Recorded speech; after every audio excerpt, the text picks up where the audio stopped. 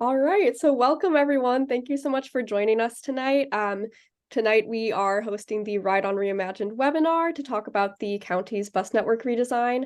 And this webinar is co-hosted by Coalition for Smarter Growth, the Montgomery County Department of Transportation, and Action Committee for Transit. So my name is Carrie Kosicki. I'm the Montgomery Advocacy Manager for Coalition for Smarter Growth, and I'm really happy to see so many folks on here tonight to learn more about this really important redesign that we're doing for our county's bus network. So we're really lucky in Montgomery County to have such a great bus system in Ride On. It's the largest suburban bus network in the entire country, so it's great that we have that resource. But with this redesign, we're coming together to make it even better.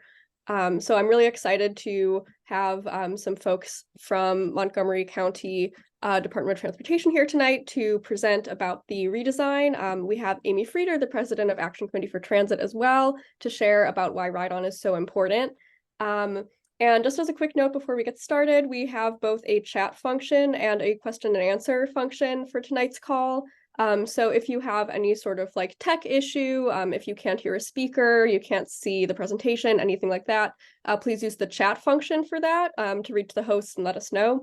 And if you have a question or a comment about something that is being presented or about the bus network, you want to share your thoughts, please use the Q&A function for that.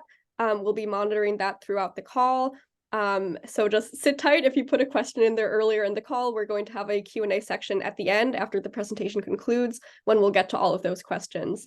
So chat for tech issues, Q&A for those great questions you're all going to come up with about the bus network. So with that, I'm going to pass it off to Amy, the president of Action Committee for Transit. Okay, thank you so much, Carrie. And thank you to everyone who has joined. My name is Amy Frieder from the Action Committee for Transit. I apologize, I am dialing in from an Amtrak train right now, but I guess we love transit, so I guess it's not the worst place to be caught. This Ride On Reimagined effort is really, really important. The folks at MCDOT have done an amazing job of collecting data and of doing public outreach work, such as hosting open houses and soliciting community feedback. So we hope that this is another venue and avenue for folks to provide feedback and to learn more about Ride On Reimagined, so that this is a really important opportunity to improve our bus system, and so let's make the most of that opportunity and provide great feedback. So with that, I will pass it off to the MCDOT team. We have Deanna, Nat, and Tommy here from MCDOT. So thank you for being here and for providing this presentation. Well, thank you, Amy and Carrie, and what a cool way to host a meeting. We do appreciate the opportunity to come in and share and update you all on the Ride On Reimagined study. Just for the sake of those that may not be aware, just for an overview, Ride On Reimagined is a complete comprehensive study of our entire network that includes Metro bus service as well. We started this service about a year and a half ago, and the study is divided into two phases. The first phase was evaluating the existing conditions, which we've completed, and now we're in the concept and design, where we have presented a proposal of a network of services. We've gone through an outreach process, which we're doing now and concluding later on this month. But we have Nat Greer with us. That's our consultant team, and Tommy Boston. And Nat will go through and explain the process of how we started this process and where we are today. So we're looking forward to your input. And without further ado, I'll hand it over to Nat. Thanks, Deanna. Just start the screen share here. Get situated. Mhm. So the overall agenda for the presentation tonight, we've already heard from Deanna, talk really briefly about the introduction, what the study goals were, and then jump straight into the draft network concept and sort of how we've built that up. And then talk a little bit about, provide a little bit more on the feedback, and then have a Q&A session at the end.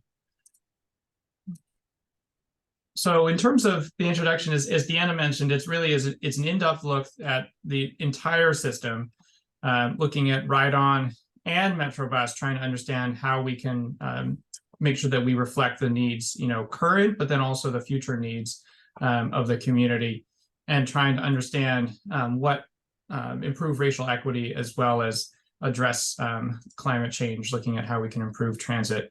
At the beginning of the project, we started out with a series of goals, making sure that we really wanted to understand how things were changing, and that we could then evaluate the network going forward within each of these goals. So we have three sort of groups related to safety and Vision Zero, looking to really enhance the pedestrian rider safety and bus operation safety. Environmental and climate resiliency, looking at mode shift and trying to make transit really that sort of first choice network, and then supporting environmental goals.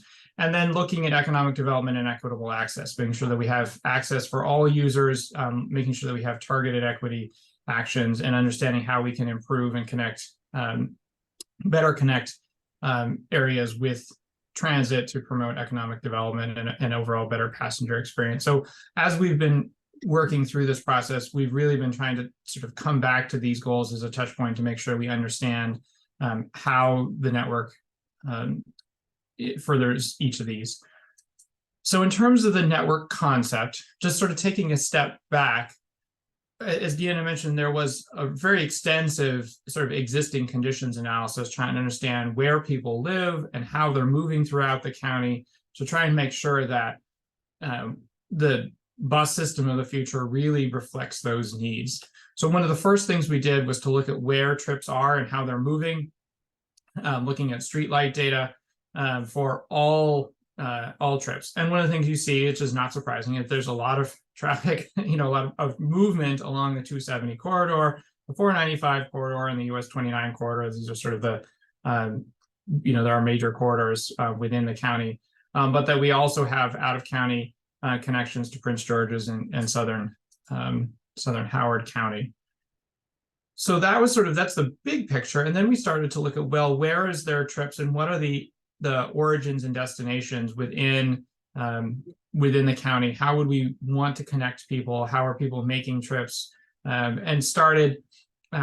we started at sort of a very coarse level, and then worked to finer and finer levels, and ultimately ended up with 55 zones looking at trips within the county. And what you see is that, within these 55 zones, that actually most of the travel ends up staying within it. And so that's what this axis is representing here, is that these are trips that start and end within the zone. And you can really see from just sort of like an order of magnitude perspective that some of these biggest internal trips are, there's more than 20,000 trips a day that might be within a zone. But the next highest sort of like intrazonal, so sort of crossing between more than one of the 55 zones, is at 7,000. So that really there's a lot of community travel rather than sort of cross-county or interjurisdiction. It's not to say that there isn't cross-county needs, but that there's a lot of focus of people who are moving really close to where they live or where they work. So in order to try and have understanding, so that was sort of the data part, but we've also really trying to hear from the citizens to understand their needs. And there's been a range of ways that we've tried to do that. We've had a public engagement, including a customer satisfaction survey, a number of pop-up events, some stakeholder advisory meetings, focus groups, as well as then the Better Bus events related to the Metrobus. Talking about the focus groups, we had ended up dividing the county into 5 groups to really represent the sort of 5 different geographies, which also related to how we started to look at some of the movement within the county. And some of the key themes that came out of these, there was a series of sessions that we held, really giving them a chance to dive in depth to existing network, understand how they're moving, how they're using it, how it works. And some of the key themes that came down county, up county, direct service, more connections to sort of non-job functions like, recreation and culture, more rapid or express service, and then expanding the flex on demand for those neighborhood and community trips. So then as we start to shift from what we've heard to building the network, we wanted to understand, well, where are people and where are they moving and where could they be moving? And so this is a graphic that shows where is there sort of both the existing ridership, which is what these yellow triangles or yellow diamonds are, as well as what is the transit propensity for places where there isn't really good or any transit service today. And that's what the blue hexagons are, and that the darker the hexagon, the higher the propensity. So really trying to understand, are there places that we're missing or that we need to have better connections within the county? We then, so that's sort of like the starting point. And then as we're going to layer in all the different elements just to understand, well, how maybe we should connect the network. The next layer is to looking at the high ridership corridors. So these are locations where there is a whole lot of existing ridership. So we know that these are functioning for people today. And then going forward, where is their planned high frequency service? So this is the Flash BRT corridors and the purple line. So that obviously is something the county is already committed to as part of a backbone service that we want to be able to pivot off of. And then as we look at, well, where are the customer survey? Where are the requested points for people said, hey, I really wish you would go to this location. And so then we map those and tried to understand where there's locations that people suggested we really should be serving. And then similarly from the focus groups, where there are locations that they really wish we were serving in one format or another. And so you add all this together, and then that is where we end up with the resulting network concept. Don't expect you all to be able to read or understand this at this level. There's a link later you can dive into individual service, but want to talk through how we're visualizing this and how we're sort of classifying the service, because what we're trying to understand is, there's a lot of different levels of service. And we're trying to make sure that that's clearer as we go forward, and that also then we can establish some service standards for those different service types going forward.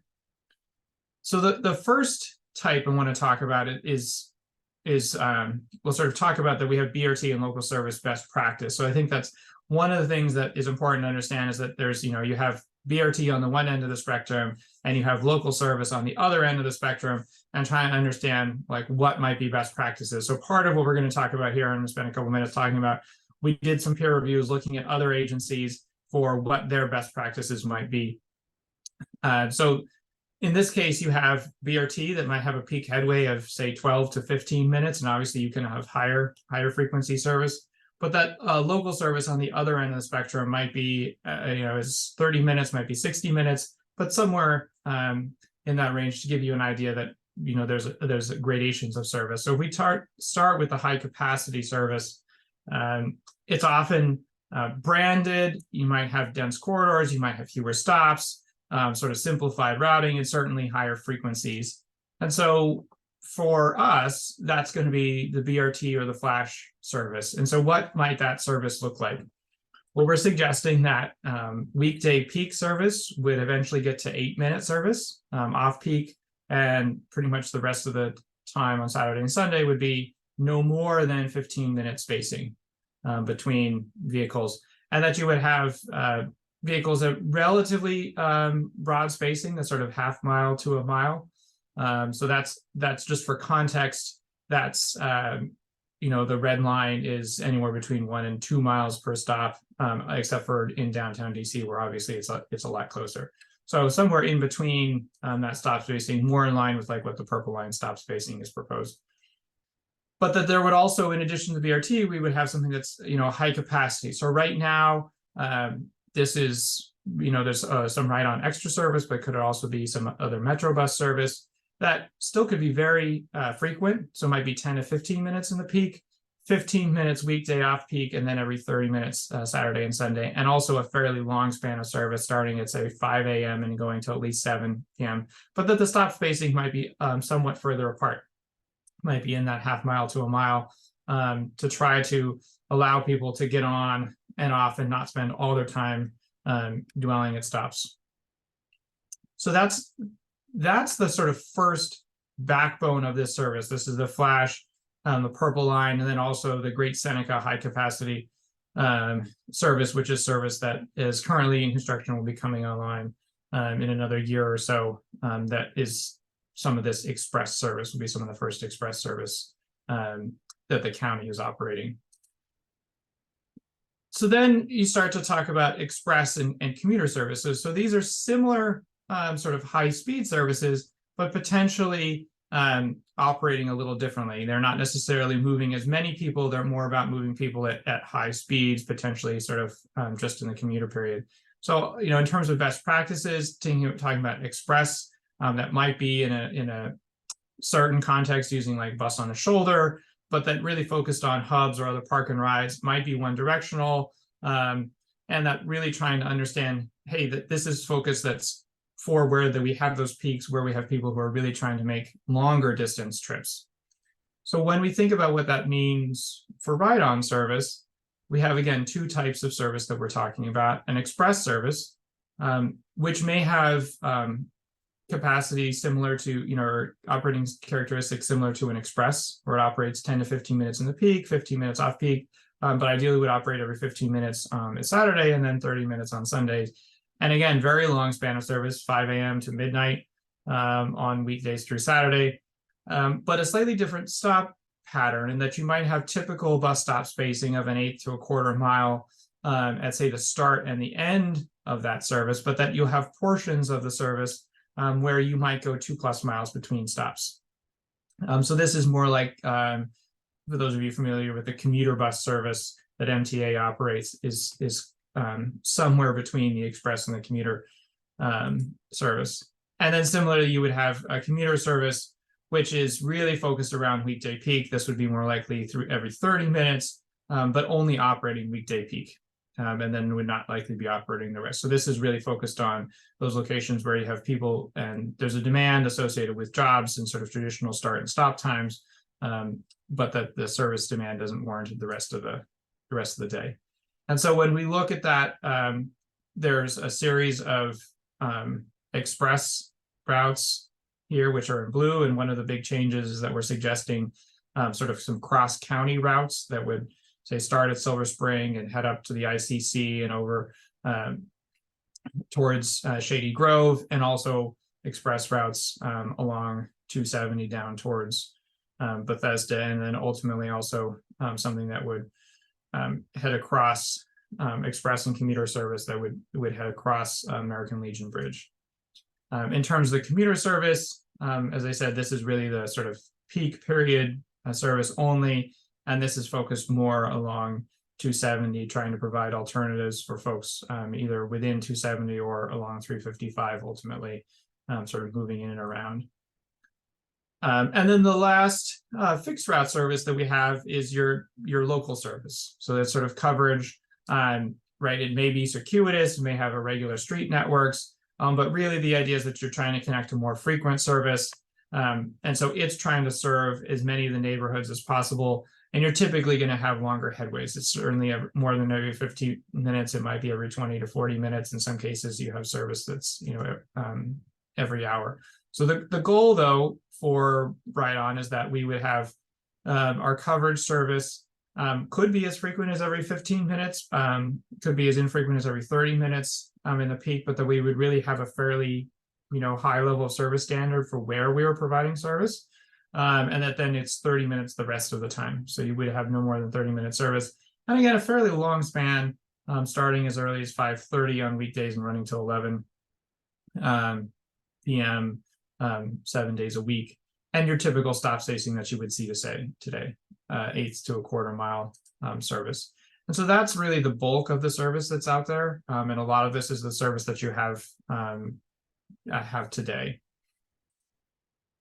One of the things, though, that we're looking to introduce is that some microtransit or flex service. There's been a pilot, and in having the meetings with the focus groups and the others folks and looking at the data, there's really a desire for, as they said, lots of those short trips and trying to folks who were interested in trying to sort of stay close to home.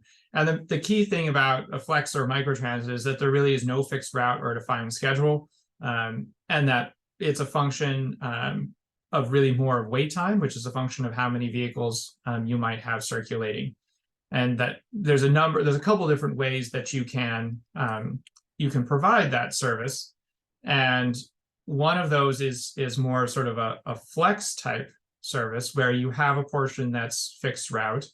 And then when you reach an area, it has a coverage area that then it circulates within, but that part of it is fixed. And the other is more like an Uber or a Lyft, where it basically operates within a zone, and the vehicle will operate within there and try to pick up as many trips as possible that are sharing the ride, but largely provides curb to curb service within that zone. And so frequency isn't really relevant. Again, it's more about sort of wait time, which is a function of how many vehicles we would have for the area within the size of the area. But that the span of service on weekdays and Saturdays would likely be 6 a.m. to 7:30 p.m. with Sunday service really a function of market demand, recognizing that some places, so, as you'll see in a second, some of these places are fairly suburban, so there may not be a lot of Sunday demand. Other places are fairly dense and fairly mixed use that could have demand on Sundays just as high as Saturdays. So we're proposing two types of the sort of flex service.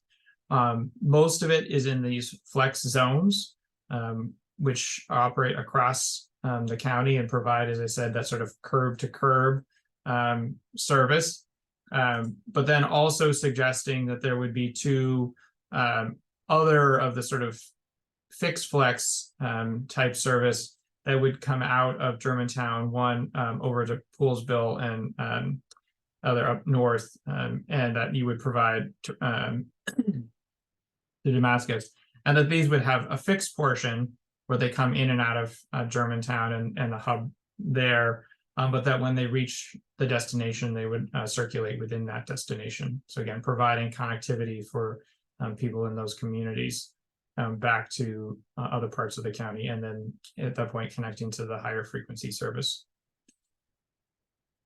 Wanted to point out a couple of other things as part of this process.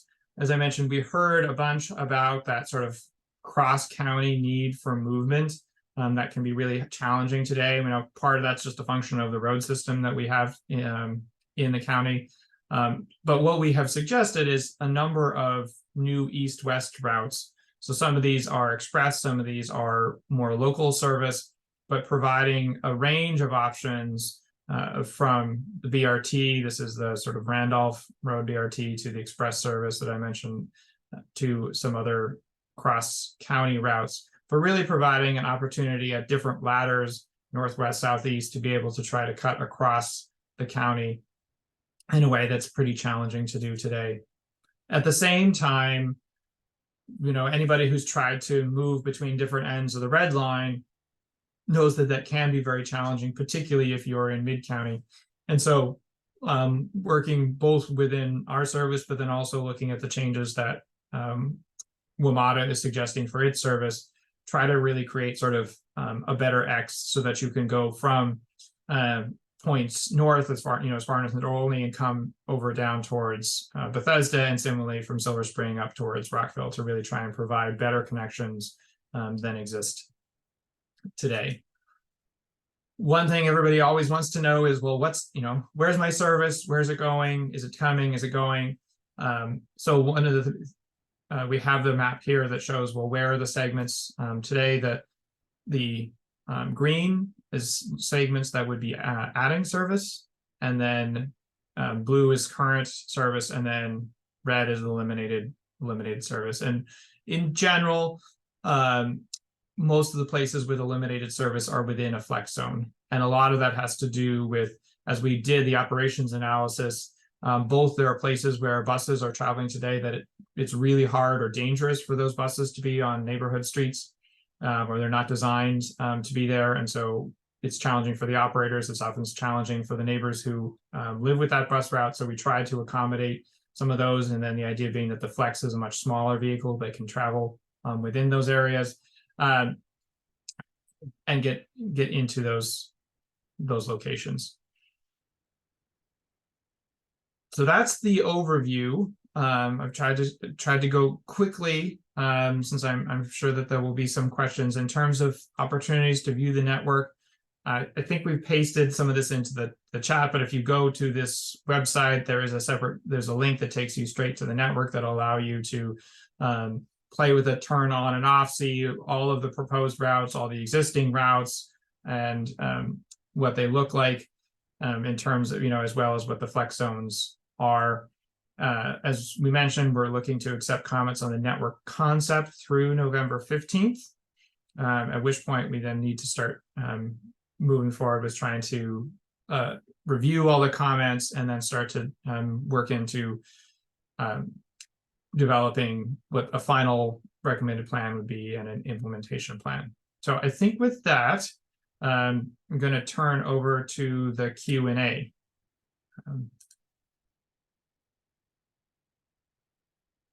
All right, so yeah, I'm seeing a lot of great questions starting to come in to the Q&A. Please keep them coming. I'm also seeing a few coming in through the chat feature.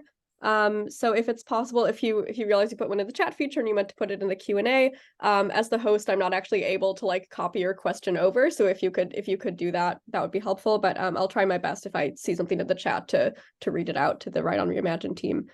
So the first question I have is from Betsy, and Betsy asks, can we have a Metro bus that runs down Massachusetts Avenue from Goldsboro to Union Station? Okay, and I think what I will preface with the comments is that we have somebody who's trying to take notes, but what I would strongly encourage everybody is to follow the link. And so if you have particular service comments, that go ahead and fill out the website, and that's where we're going to make sure that we're tracking all of those. So noted, that's all I can say, is that we're trying to balance with where WMATA provides service and where Ride On provides service. In general, Ride On does not provide service outside of the county. So cross-jurisdictional routes would be organized with WMATA. But as I said, and Deanna mentioned, we are working closely with them to try and align their plans with the Ride On Reimagined concept. So they are slightly ahead, which allows us to then make sure that we're responding to them, but it also means that we're trying to coordinate, and our sort of public comments periods are slightly offset. Thanks, Nat. And I'll also mention that all of the questions that we have coming in, whether it's through the chat or through the Q&A, will be saved after this call and sent to MCDOT and the Ride On team. So if you are sharing a specific comment about a specific route and we aren't able to get to it or kind of give a satisfying answer during this call, we will still pass that on to the team. Ideally, yes, definitely fill out the feedback form, send an email in, get your comments in, but we will be recording everything that people are sharing tonight as well. So the next question I have is from Tino. And Tino asks, the U.S. Access Board finally published the Public Right-of-Way Access Guidelines. Are the board's access standards reflected in how riders get to bus stops? And personally, I'm not familiar with that specific set of guidelines, but maybe you could talk a little more generally about how access, like pedestrian access, especially to bus stops, fits into Ride On Reimagined. Yeah, and I'll start, and Deanna, you may want to chime in. So the guidelines just were finalized, but they've been in draft form for a very long time, so they're not new. But it's that also there's the federal government recognizes that there's a big hurdle to try to. So really, I say this not with prejudice, but that they go into effect for new things. So it doesn't mean that all of the existing infrastructure is immediately going to come into compliance with them. So that doesn't mean that it shouldn't, but that's the sort of effective reality that we can't rebuild everything overnight. So we are focused more on route coverage as part of this. So we're not specifically talking about stop level detail. but I think that's where, if you have specific comments about, for example, existing stops, and concerns about accessibility, that's still something we very much want to hear, and that would get to MCDOT, and whether that's, in some cases that may be Ride On, but more likely that's other parts of MCDOT, but we can pass that comment on to them about where there are sidewalks or where there are other accessibility issues. And just to add to that, as part, if you can recall, I had mentioned part of the study was evaluating the existing conditions, and as part of the existing conditions, we looked at those type of guidelines at the bus stop level and the amenities, and so those are things that we will, you know, watch and pay attention to, and will be part of this overall plan. So we appreciate the feedback, and certainly that we are considering it throughout this whole plan. So the Ride On plan not only is looking at the service, but also internal regulations and classifications and of how we operate. Thanks, Nat and Deanna. So the next question is from Nancy, more of a comment than a question. It's unacceptable to take service out of Parkside. It's bad enough. It's only every 45 minutes when it's a 10-minute walk from Grosvenor Station, but one can't always walk depending on the weather and what one is carrying. So again, I would say definitely provide a comment. We can't, you know, promise to add service or change service while we're on the forum tonight. But that's the kind of thing that we want to hear, and are definitely trying to balance where there's fixed route service with where there's flex service, and also trying to understand that unfortunately we don't have unlimited resources. So we're trying to where there's low ridership today, and that also played into where some of the places where we were suggesting that there may need to be elimination of service, and that if there's, you know, just not very many people taking the bus, we can't serve everybody with a bus route, or at least a fixed route. So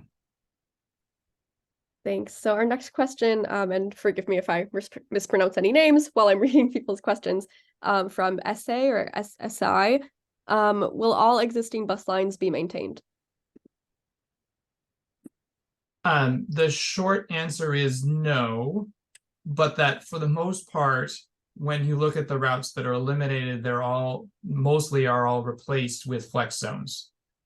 So there are segments that are changing. So the routes aren't all staying the same, but there are generally where buses are being proposed, routes are proposed to being eliminated. They're replaced with a flex zone or with a BRT or other similar type service where the endpoints might change, but roughly the coverage is the same. And could you talk briefly about how Ride On Reimagined interacts with like the Purple Line and when that comes online as well? So that's a good question. So one of the next step for us after we take your feedback and try to finalize the network is to develop an implementation plan, where what we're going to be doing is looking at changes largely driven by the Purple Line and the BRT, but potentially other changes in the region as well, and developing sort of implementation packages so that MCDOT has understanding that when individual lines such as the Purple Line come on, what needs to happen. So that's a good, you know, in that case, for example, the Route 15 almost is entirely duplicated by the Purple Line. So when the Purple Line comes online, the Route 15 will go away, and other changes would need to come into play to be able to react to that service. And Metro would have has sort of a similar playbook, that as the Purple Line comes online and potentially duplicates some of their service, they would change it. And the same would go for other BRT services as the corridors come online, such as 355 and Veers Mill. The plan is that some of that service will need to change because some of it will now be in the BRT, and so that there will be other changes that happen as a result of that. So we're very much looking ahead to that, and then working to put steps in place so that we understand, because it's not going to be overnight. It's not like, oh, well, we're going to just flip a switch and all of this network is going to come in place. We need to be able to identify the funds for it, and to be able to make sure we have drivers and vehicles and all those other sorts of things. So we're trying to put together an implementation plan after we get the final network.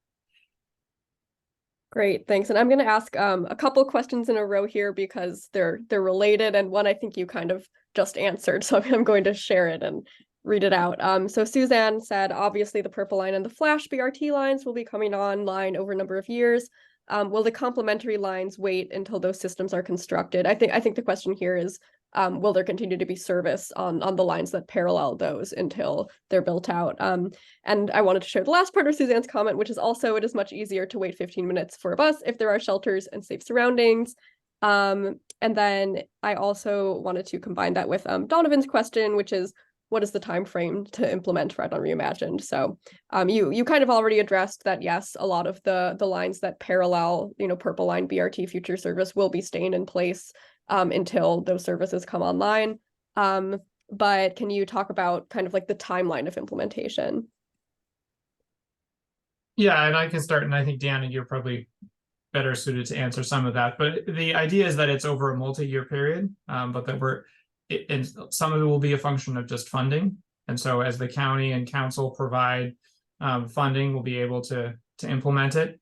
Some of it will be tied to vehicle procurement because there'll be some changes in the vehicles that will be needed as part of this. So we need to make sure that we have enough, fleet and the right types of vehicles to be able to provide the service. So we couldn't, even if we wanted to, on day one, flip a switch. But the idea is that it's a sort of multi-year implementation that would then align largely with the BRT rollout, which is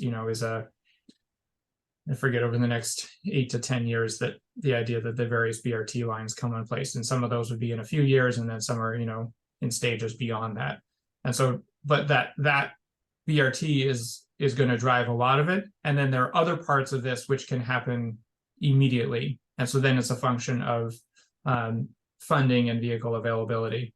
And so that part of what we're going to be doing then is working with the county to identify what makes sense as sort of that year one network. What can we do within the existing resources that we have, financial and drivers and vehicles?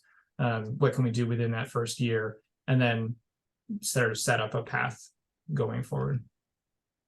Yeah, and that you were absolutely right. And the main thing is going to be the resources and what we have available in terms of how we plan out the subsequent years. Some of the things that we can do or would implement in year one, for an example, the Great Seneca project, that will go into service in June of 2024. So that's something that is funded, and that's something that we can implement and will implement in phase one. But there may be some others that may be cost neutral that we can also include.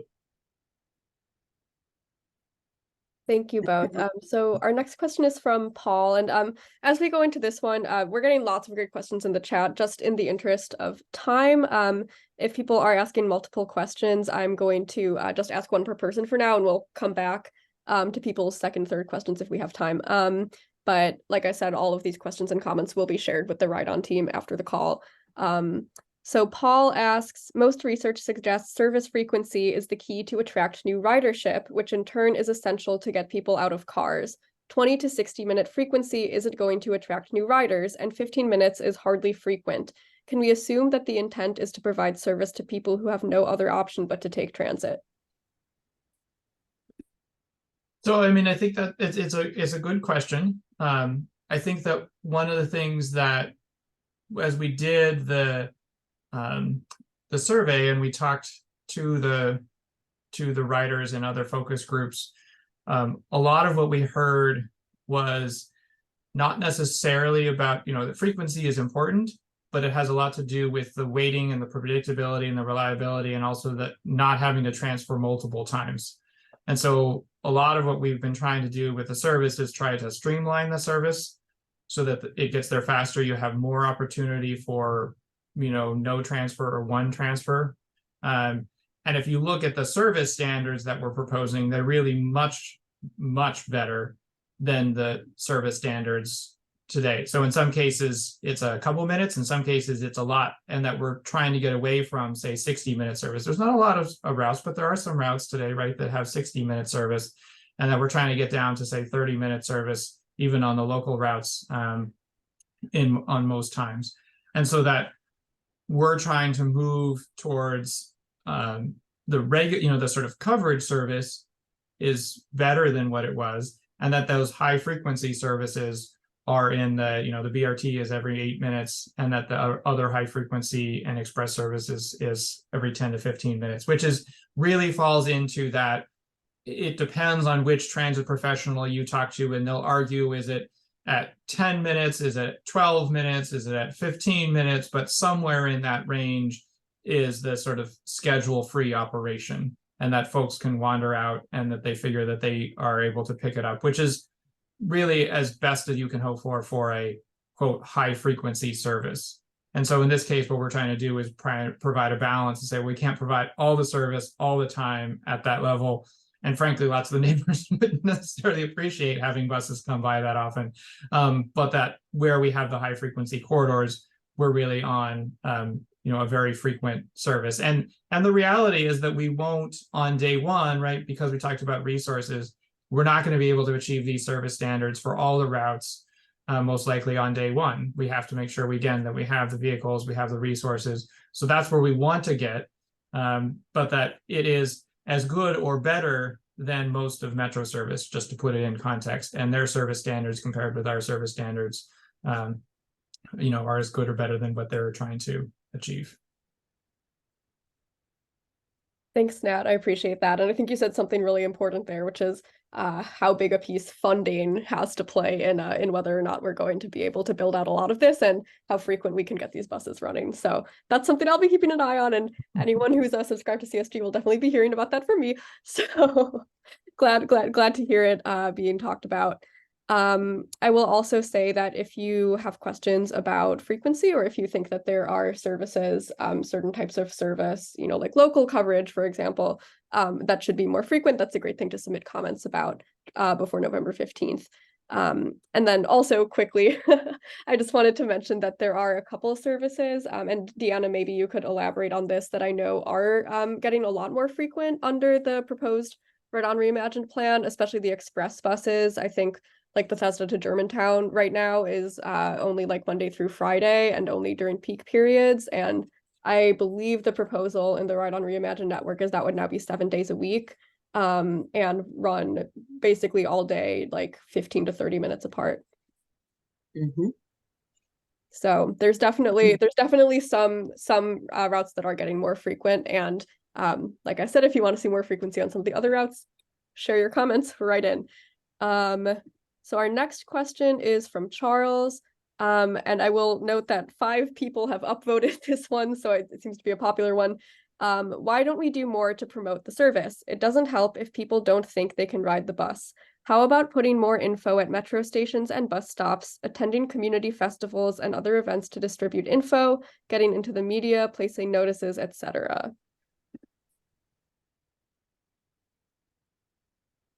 So I'll start, but I think Deanna, you'll probably want to have a couple things to say on this one. I think from the study's perspective, we've worked really hard to try to solicit feedback at these locations, and that we've provided a number of pop-up opportunities and have tried to provide a lot of information so that we are making sure to hear from riders at that location, at those locations. And we are, as part of the study, talking about, Deanna mentioned various best practices. And so part of that, we're talking about that. And then part of the implementation plan that we're going to, as part of that, we'll be developing, will be some guidelines related to marketing and rollout of the new services and the timing of those and the types of things that should be in that. But, and Deanna, you want to talk a little bit more about your current outreach? Yeah, well, I think maybe I misunderstood. So was the question, why don't we do more promoting of the service or promoting of this study? I think it's about the service in general. So, Okay. So yeah, like promoting bus ridership. I know there have been some partnerships between the county and different like social services organizations, like training people how to ride the bus. So I think maybe like along those lines. Mm-hmm. We certainly, as I mentioned, this goes back to the existing conditions and setting guidelines and ways that we can improve. The marketing was one of the things that we were evaluating and ways that we can improve, even with signage and visibility of the service. So that is something that we certainly will take under advisement. There are a number of things that we do that was in the plan pre-COVID, where we go to various senior centers and we actually take a bus there and provide information on how you ride the bus. Prior to COVID, and I think it's something that we may continue to do is have a bus that we outfit where we can on the road training. So we actually will have individuals to ride along just to have that experience as they're going through that training exercise. So that's something that we're certainly promoting and looking forward to implementing.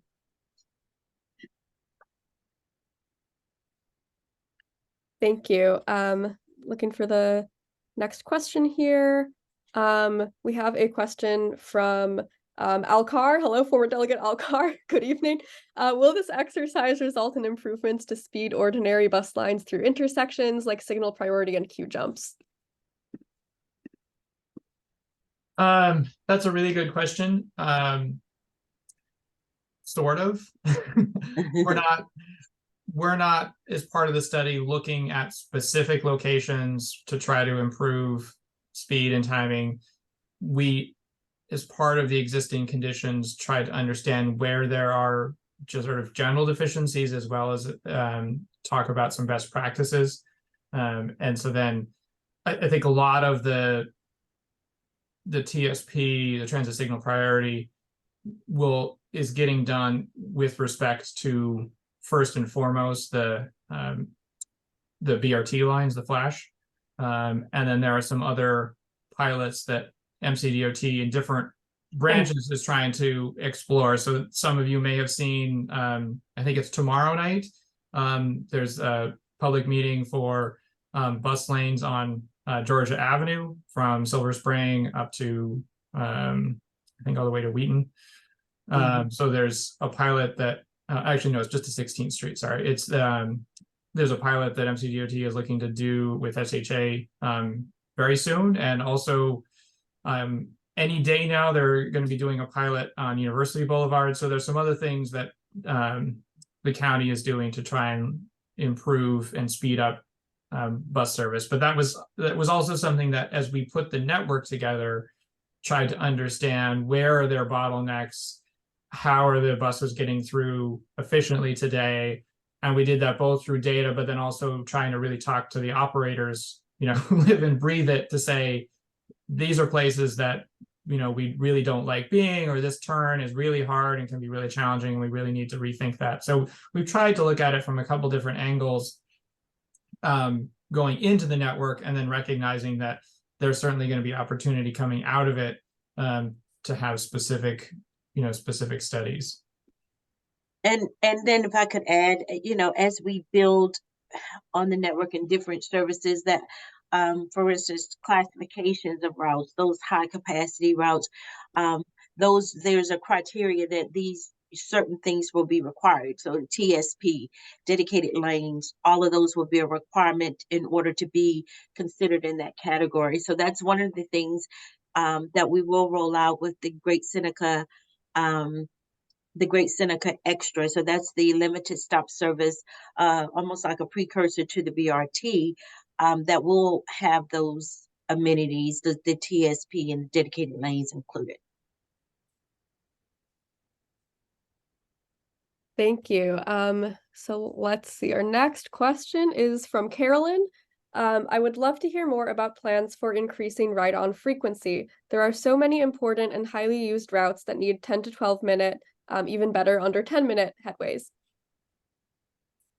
And I think we talked a little bit about this. I think that as Dan was just talking about, that there are the different classifications of the service. And so what we've tried to do is provide a network, sort of like it's not really a true grid, but that tried to provide different classifications. And so that we have backbone services that are really high frequency services, starting with the BRT and then working way through the system, so that you can have in the highest ridership and the highest demand corridors that really frequent service, working its way down to sort of more traditional local service.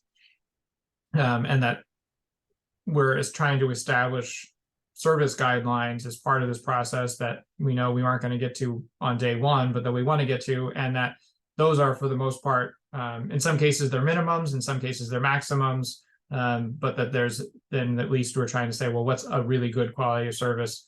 Because it's something that, as you may have noticed, we're also trying to not just have really high frequency service during the peak, but part of what we're doing, which is coming out of, sort of some of it's natural evolution, some of it's coming out of COVID, but that the time of day that people are traveling, it's not so peaked just around the AM 2 hours and PM 3 hours.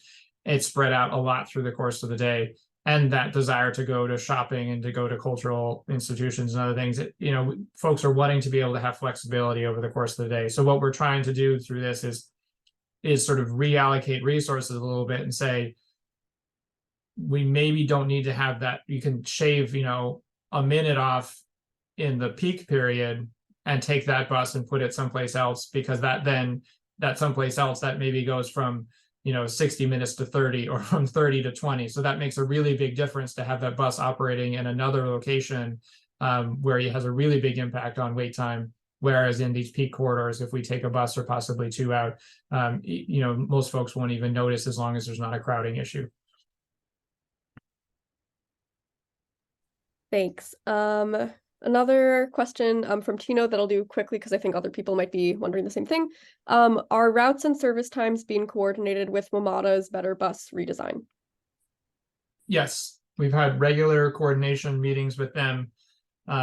And right now they're in the process, they've completed their vision network, and they're in the process of developing a sort of year one network. And so we are coordinating with them to try and understand what their opening day service will look like.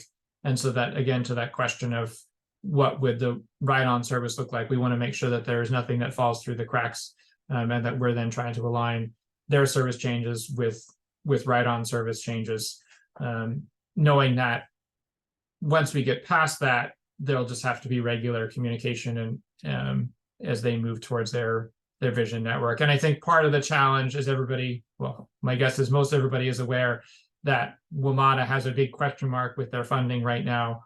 And so as much as they might like to implement this for fiscal 26, so starting in June of 25, they recognize that could be, another year, 2, 3 beyond that, depending on what their funding is like. So their plan is moving forward, but they don't have any certainty on funding at the moment. Thanks. So our next question is from Mo. How do we ensure bus-only lanes are enforced, such as with flash service? Because if it's not enforced, it loses its advantage to cars if it gets stuck in traffic. And this is where Deanna gets to work with her friends in enforcement and the police and council, where if we need new laws to, change the level of enforcement. I think some of you may be familiar that DC has recently upticked their enforcement and penalties, trying to improve that. I think part of the challenges right now is we have very few sort of dedicated bus lanes. So I think that's something that we'll have to see how that works as we move forward, and who are the violators and where are they violating, and are they causing problems, or are they, like if somebody's traveling in the bus lane, it's not good, but they may not be causing a problem as the same person as the the Uber that stops to let somebody out, or the FedEx that stops to deliver a package. So yeah, and I'll also note, I think there's going to be a bill introduced during this year's Maryland legislative session that would allow localities like Montgomery County to do like their own enforcement in bus lanes on state roads. So keep an eye out for that one. I don't know if either of you have anything to add about that. No. Nope. Sounds good. So our next question is from Felicia. Currently, WMATA, the Metrobus Y2, 7, and 8 bus lines come into Leisure World, providing service to residents. Is Leisure World considered a part of the Ride On Microtransit Flex Zone, and would the proposed bus service come within the gates to pick up residents?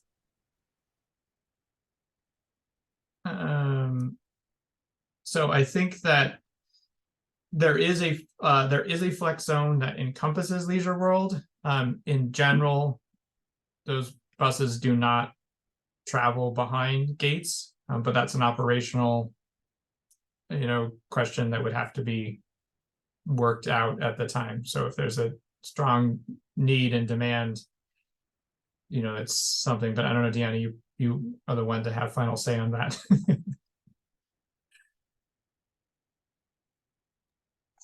I think we did incorporate a flex for that area to provide, because today with Metro bus service, I think to complement that, I think we did include a flex service as, an option that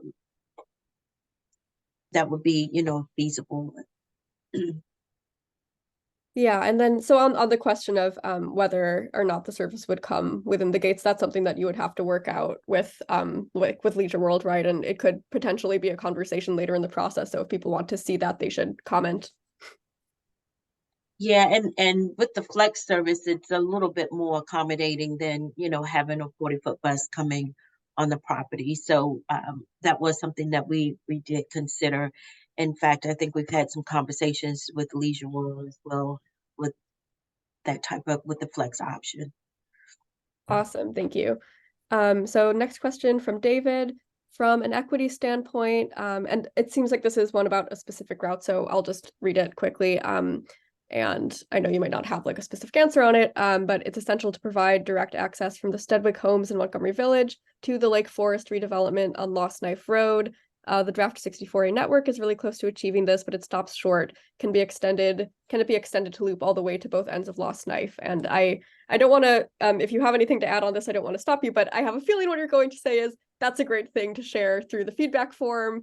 If you have a specific comment on the route, that is exactly why we're here tonight, exactly the kind of feedback you're looking for. Yes, did I get it right? Absolutely, thank you. Yeah, but that's awesome, David. Thank you. And this is exactly why I'm super excited to see so many people on this meeting. Feedback like this is exactly what we need to hear from people across the county who use the bus to make it work better for everyone. So it's really deeply appreciated. So next is from Janice. I like and use the Flash transportation. I believe right now it only goes up and down Colesville/Columbia. Will it be expanded to other routes?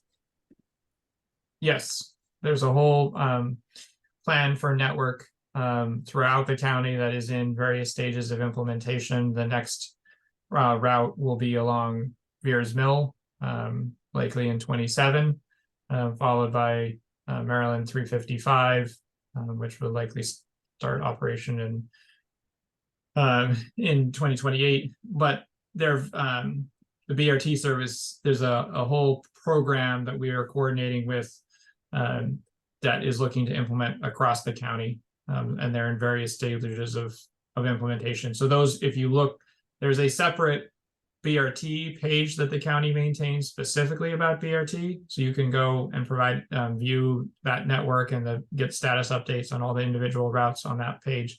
But those routes also show up in the network viewer.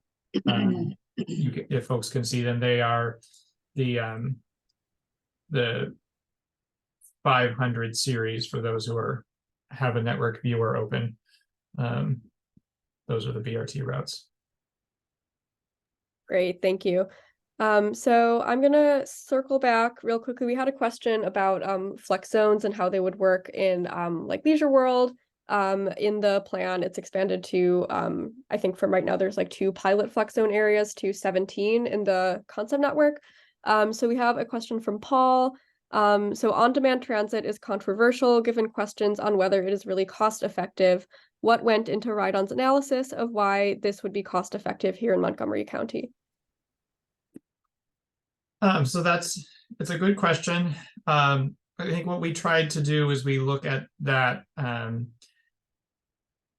when you look at it cost per ride, it can be challenging, but because it's a very different type of service. And so you can't really compare it that way. Instead, what we do, and as we tried to put the plan together, was trying to understand the user experience and then what's cost effective in terms of providing that service, because it's also not cost effective to run fixed route service when there's very low ridership on routes. And there are also vehicles that, a large bus can't get into a neighborhood.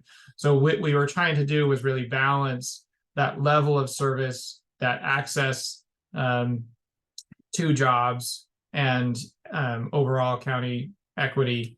And so that's part of what we're envisioning, is that the flex zones really start to address a lot of that.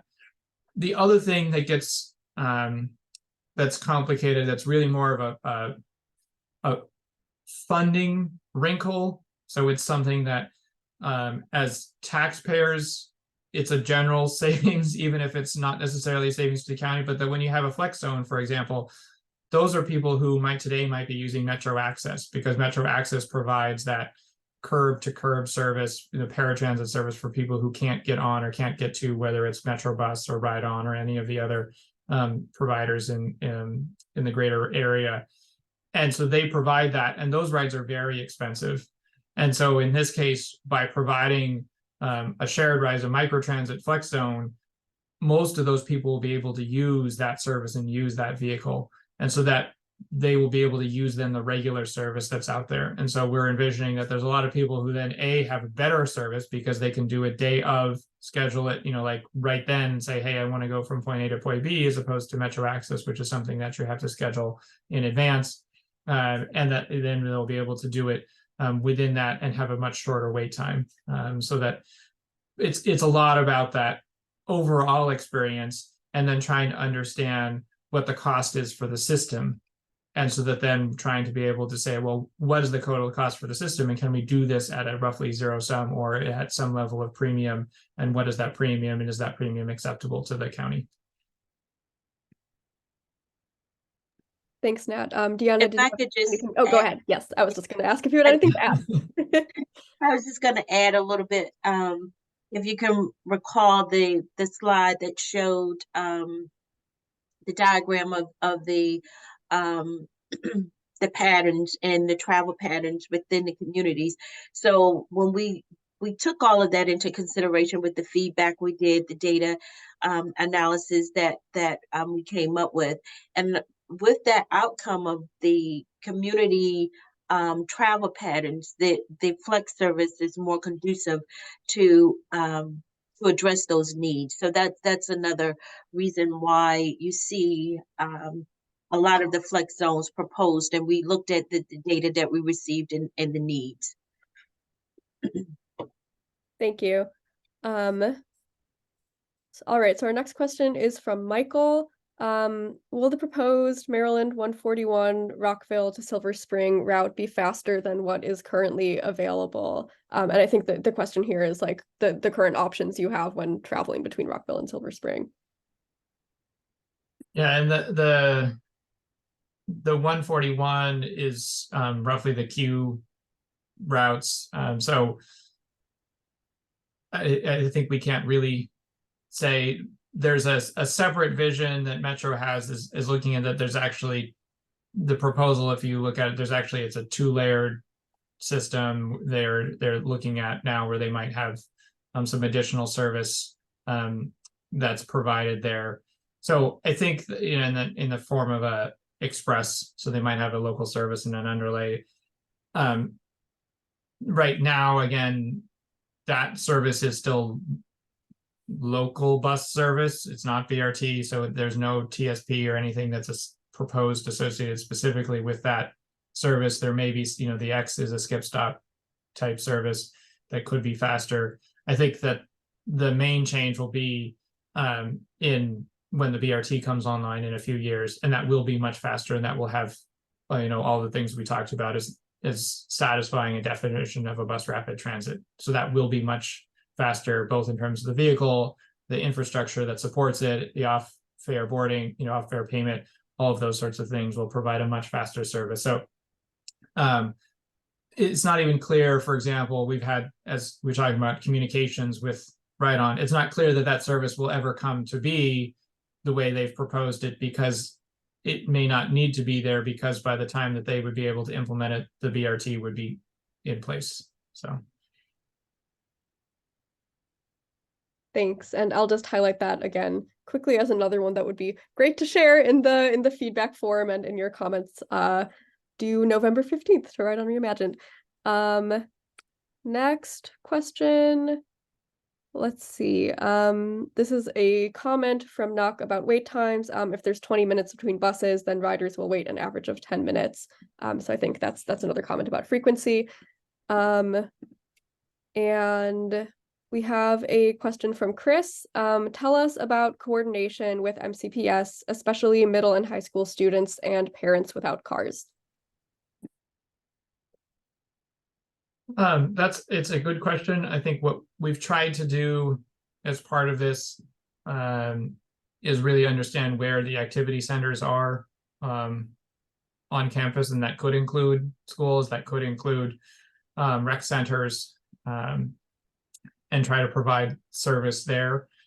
If there are specific routes, I will say that, or specific destinations that you're looking to have served, please provide those comments. In general, MCPS is responsible for school transportation within the county. And so that, you know, that's not to say that we're not going to provide service and or washing our hands or anything like that. No, it's just that they provide most of the service. And so then it's understanding that it's for example, if you have a student at some of the magnet programs, right, that they don't provide service. And, or we've heard from some parents who have students who would like to be able to go to a particular rec center that might not be served by an MCPS bus or an activity bus or something. So those are the kinds of specific comments that we would like to hear. But that otherwise, we're not trying to suggest in any way that we would be supplanting or replacing MCPS transportation, and they have a primary responsibility for that,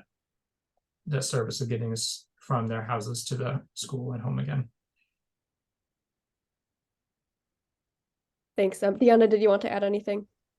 No, I think Net covered it all. And just to reiterate, if there are specific needs, and you know, in fact, I think I received one yesterday or today from one of the high schools with for a request for more direct service. So those specific needs, we'd like to hear from you. Thank you. So next I have a couple questions from MJ. I'm going to group them together because they're both kind of generally about how Ride On Reimagined might lead to providing kind of like more information to riders or better ways to navigate the service. So MJ says, it seems like the bus schedules are changed often, and checking the app is time consuming because the way to get the info is not streamlined. Any thoughts about adding electronic boards with arrival times at every other stop? Also, is the transfer from Ride On to the train free? Is there any way to add that info on the bus so riders know they aren't being dinged twice if transfers are free? And I'll just say generally beyond these specific questions, if you could talk a little bit about how Ride On Reimagined is looking at improving rider experience and providing information this way. So I can touch on a couple of different ways. Part of, again, the best practices and sort of the stop standards that Deanna was talking about relate to customer information. Several of the stops today have real-time arrivals and or e-print schedules, and are looking to have more of those. I think part of the challenge is that, and I don't know all the nuances, Deanna, you may know more, that the county has a contract with a third-party advertiser provider who's supposed to providing powered shelters, but obviously advertising in this day and age is not making as much money as it used to. So they, you know, they've done most of those, but my understanding is that there were still a couple that they hadn't done and were sort of dragging their feet on, so that there's at least an opportunity to provide information. A lot of the shared stops where there's Metro and you know, Ride On service have those, and so then it's just a process of trying to, you know, get that additional information out there. But I think, Deanna, you can comment on the current process and where everything is. I will say most of the sheltered locations have the real-time information in the signage. We used to have a franchise agreement with the vendor that provided the shelter and advertisement. We no longer have that contract. But I will say in the Ride On Reimagined study, that is some of the things that we looked at in terms of classification and categories, and what warrants a shelter, what would warrant different amenities, and based on ridership, based on locations. And so all of those things we are taking a deeper dive and looking at to see how we can improve the amenities as well as the signage and information. Thanks, Nat and Deanna. And I have just a quick general question about that. So right now, you're mostly taking feedback on the draft network, right? Which is the kind of big picture of where flex zones might be, like where the routes will go and what the target headways are, like how often they'll run. So these questions about some of the, a lot of what was looked at in the existing conditions report, things like marketing, things like, education, how to use the bus, information about when buses are coming, the kind of user experience. Is that something that's going to be looked at in greater detail at a different part of the process, or when is the best time for people to weigh in about some of those more specific questions about the service as a whole? I would say now. Please do provide all the information, feedback. We're open and welcome. We do have the existing condition report on our website. I do encourage you to take a look at it. If there's some, there may be some other additional information or comments you may have based on the information that's in the report as well. Thank you. And yeah, I will pause in the middle of typing my message to the chat and I'll just say it out loud to everyone. But I shared the link to the existing conditions report that Deanna is mentioning earlier in the chat. It's very extensive. It has a lot of really great information. And I will share that link again in the follow-up email to everyone who is attending this call. So yeah, you heard it here first. They want to hear from you. Send all your comments in about everything you can think of to make the bus better. We love to hear it. We want to hear it. Yes. Great. So we have a question here from Joey. Joey says, I live in Rockville in the Hungerford neighborhood. Currently the ride-on route through my neighborhood is the 44, which looks like it's going to be removed. I rely on that to get to the metro, to head into DC for appointments. So according to this plan, it looks like I will have to use Flex, but that seems to not start service until 9 a.m. and ends at 3:30 p.m. on weekdays. Whereas the 44 started earlier in the morning and ended later in the evening. So the Flex service will reduce the times for available transit. Are there plans to extend the hours of Flex service to cover the service of ride-on routes that are being eliminated? That is the plan for the hours of service that the current Flex was more of a pilot. So and specifically for the 44, we knew that the 44 was a commuter rush hour route, and we specifically planned the Flex there just to see how the Flex could complement the fixed route. So it was almost like a gap filler. So yes, you're correct. The Flex, the current hours of the Flex would not be conducive by eliminating the 44, but the plans are to expand the hours of service that would be complementary to the local bus service. Thanks, Deanna. And I just shared some additional information in the chat, but if you look at the Ride On Reimagined website, I know there was already some really great information shared about how to use the map, which you can find under Draft Network Concept. But I also just want to point out that if you kind of scroll down in that box on the website, there's these little gray drop-down menus that say bus rapid transit, express, commuter. And if you click on those, it gives some information about what the like proposed standards for how often each service would run are. So that is like really helpful information if you're interested about the frequency of each service. I just shared in the chat what it will be for microtransit, and for Flex, it is planned to run between 6:30 a.m. and 7:30 p.m. As opposed to Deanna, what you had just shared, and Joey, what you shared, that the current like pilot service doesn't run quite as long hours. That's a great question. Thank you. All right. I think, all right, we're back to people who have asked questions already. So I'll pick a few from here, and then as we approach the end of the call, I think in our last few minutes, Nat and Deanna, I'll ask if you could maybe share the screen again that has the map, and kind of point out to people where they can find the feedback form. But I'll get in a few less questions here. I think this is a good one for clarification. So someone said it doesn't make sense to eliminate routes when your goal is to shift the mode of transportation from auto to bus, does it? So if you could kind of answer like what your vision is for you know, the network as a whole, and how you're going to shift folks from, you know, maybe single occupancy car trips to the bus, and how eliminated routes versus other kinds of service filling in the gaps fits in with that. Yeah, and again, I think we in general aren't eliminating routes. Really the only eliminated routes are places where we're replacing them with a flex zone. And the idea being that that's a much higher quality service, so that I think a lot of us can envision that there's a relatively short trip that we might make if we had a flex bus to be able to take us in a, you know, in a micro transit zone, that today a fixed route service is just not competitive, because we know even if it's only, you know, even if it runs every 10 or 15 minutes, it's like, well, what if I've just missed it? And then am I going to walk, or it's just too long to walk, so I'm going to take that short car trip.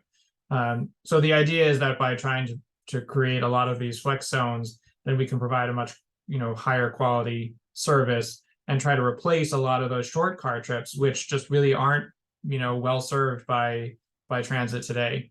And that then really the only other service that's going away is where we would be transitioning and replacing it with BRT or with Purple Line. So in general, it's an increase in service coverage and overall accessibility. Thanks, Nat. So next I'm gonna combine a few questions here from Paul and David. So let's see the best way to do this. So Paul commented, I would love to see a Ride On, or even better, a joint MoCo and Fairfax bus from the end of the Purple Line in Bethesda to the Silver Line station at Tyson's. Just a comment, 4 people liked that one. And then David said, is it true that both Ride On and WMATA are planning on doing routes from MoCo to Tyson's Corner?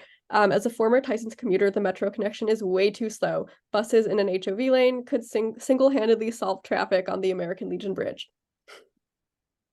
So yes, there are a couple of routes that are planned as part of WMATA's Better Bus network that would provide service to Bethesda, and I think it's all the way up to Gaithersburg, up to 70, a couple different routes.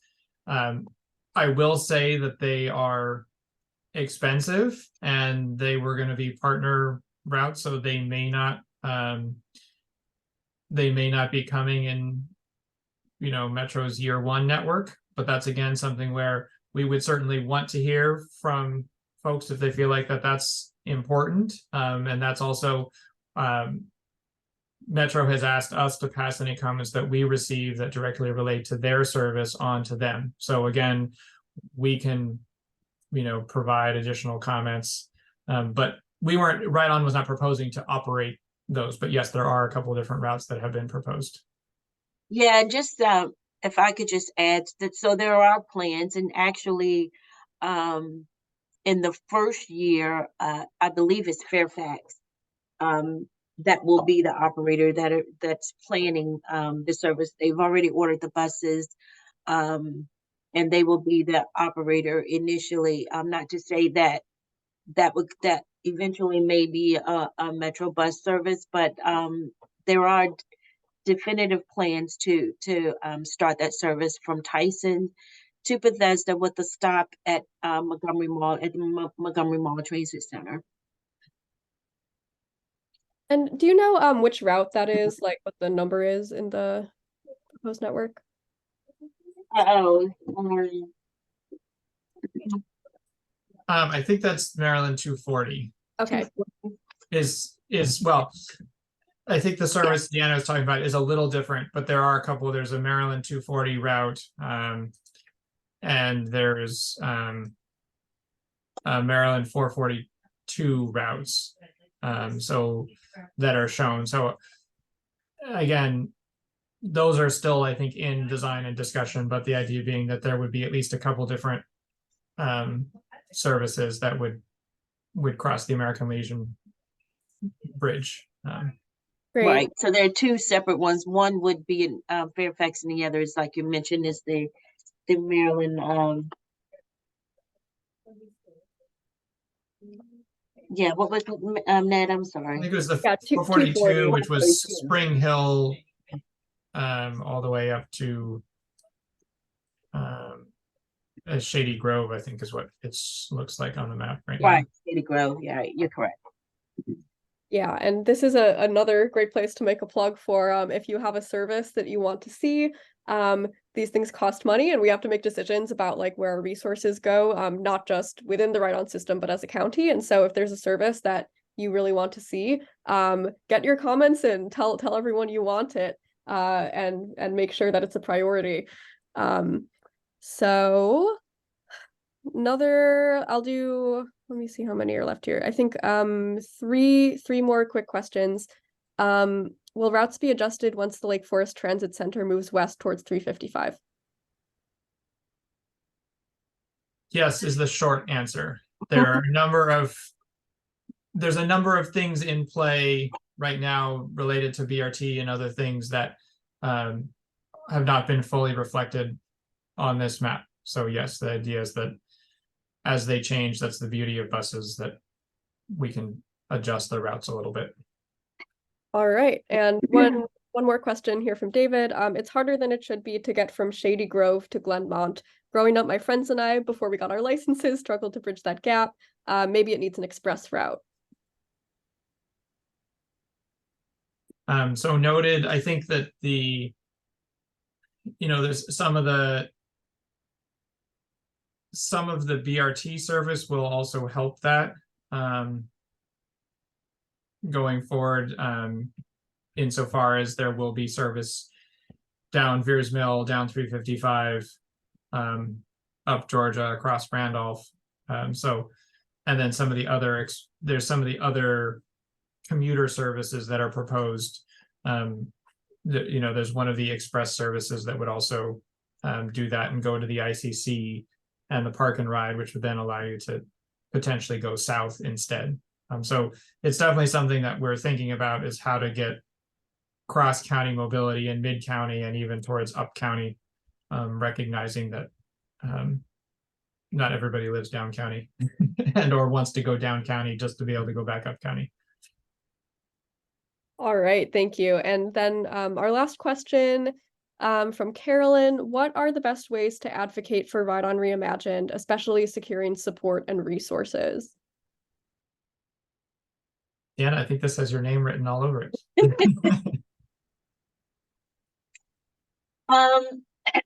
The best way to advocate for it, I'm sorry. I think,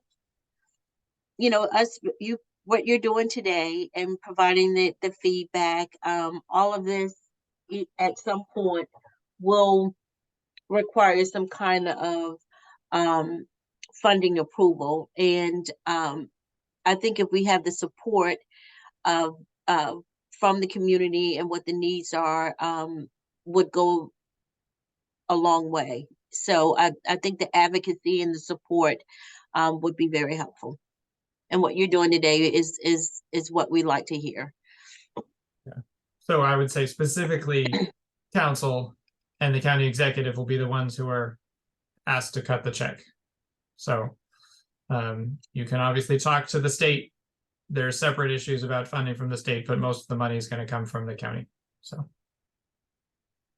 Awesome, thank you. And that's what I love to hear. People excited about making this happen and getting the resources we need to see it through. So that's awesome. Thank you both. And that is the last question we have time for tonight. I've shared the link for sharing your comments, taking a look at the draft network a few times in the chat. Before we sign off for the night, like I said, Nat, Deanna, I'm wondering if you could just show people one more time where they can go to submit their comments. Yeah, if it comes back up.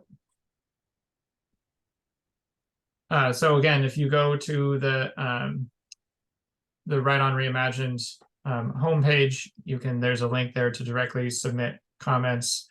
You can also, through the dashboard, which is the Mapper application, you can submit comments, and you can submit comments specific to routes, or if you have more general comments, you can also send to the email address listed on the page, and we'll take those and parse them out as appropriate.